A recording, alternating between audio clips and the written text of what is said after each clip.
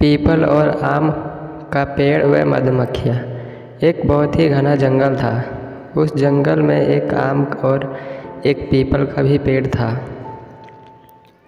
एक बार मधुमक्खी का झुंड उस जंगल में रहने आया, लेकिन उन मधुमक्खियों को झुंड को रहने के लिए एक घना पेड़ चाहिए था।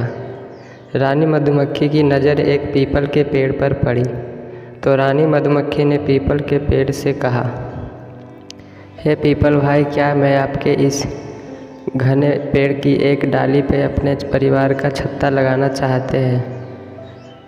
पीपल को कोई परेशान करे ये पीपल को पसंद नहीं था। अहंकार के कारण पीपल ने रानी मधुमक्खी से कहा, हटो यहाँ से, जाकर कहीं और अपना छत्ता बनाओ, मुझे परेशान मत करो। पीपल की बात सुनकर पास ही खड़े आम के पेड़ ने कहा, पीपल भाई, बना लेने दो छत्ता, ये तुम्हारी डालियों में सुरक्षित रहेगी। पीपल ने आम से कहा, तुम ही अपना काम करो, इतनी ही चिंता है तो तुम अपनी डाली पर छत्ता बनाने के लिए क्यों नहीं कहते देते। इस बात से आम के पेड़ ने मधुमक्खी रानी से कहा, हे रानी मधुमक्खी, अगर तुम चाहो तो तुम मेरी डाली पे अपना छत्ता बना लो। इस पर रानी मधुमक्खी ने आम के पेड़ का आभार व्यक्त किया और अपना छत्ता आम के पेड़ पर बना लिया। समय बीतता गया और कुछ दिनों बाद जंगल में कुछ लकड़हारे आए। उन लोगों को आम का पेड़ दिखाई दिया और वे अपने में बात करने लगे कि इन आम के पेड़ को काटकर लकड़ियाँ ले लिया जाएगा।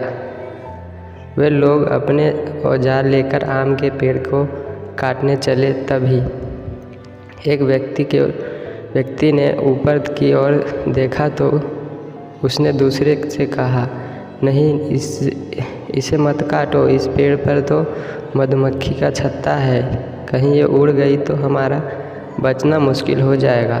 उसी समय एक आदमी ने कहा, क्यों ना हम लोग को ये पीपल का पेड़ ही काट लिया जाए, इसमें हमें ज़्यादा लकड़ी भी मिलेगी और हमें कोई खतरा भी नहीं होगा। वे लोग मिलकर पीपल के पेड़ को काटने लगे। पीपल का पेड़ दर्द के कारण ज़ोर ज़ोर से चिल्लाने लगा, बचाओ बचाओ। आम को पीपल की चिल्लाने की आवाज़ आई तो उसने देखा कि कुछ लोग पीपल को उसे काट रहे हैं। आम के पेड़ ने मधुमक्खी से कहा, हमें पीपल की प्राण बचाना चाहिए। आम के पेड़ ने मधुमक्खी से पीपल के पेड़ के प्राण बचाने को आग्रह किया, तो मधुमक्खी ने उन लोगों पर हमला कर दिया और वह लोग अपनी जान बचाकर जंगल से भाग गए। पीपल को पेड़ ने मधुमक्खी को धन्यवाद दिया और अपने आचरण के लिए क्षमा मांगी। तभी मधुमक्खी ने कहा, धन्यवाद हमें नहीं, आम के पेड़ को दो जिन्होंने आपकी जान बचाई है, क्योंकि हमें तो इन्होंने ही कहा था कि अगर कोई बुरा करता है तो इसका मतलब ये नहीं कि हमें भी ऐसा ही करें। अब पीपल को अपने किए पर पछतावा हो रहा था और उसका अहंकार भी टूट चुका था। पीपल के पेड़ को उसके अहंकार की सज़ा भी मिल चुकी थी। शिक्षा, हमें कभी भी अहंकार नहीं करना चाहिए। जितना हो सके लोगों के काम ही आना चाहिए, जिससे वक्त पड़ने पर तुम भी किसी से मदद मांग सको। जब हम किसी की मदद करेंगे तभी तो कोई हमारी मदद करेगा। दोस्तों, कैसी लगी ये कहानी हमें कमेंट करके ज़रूर बताएं।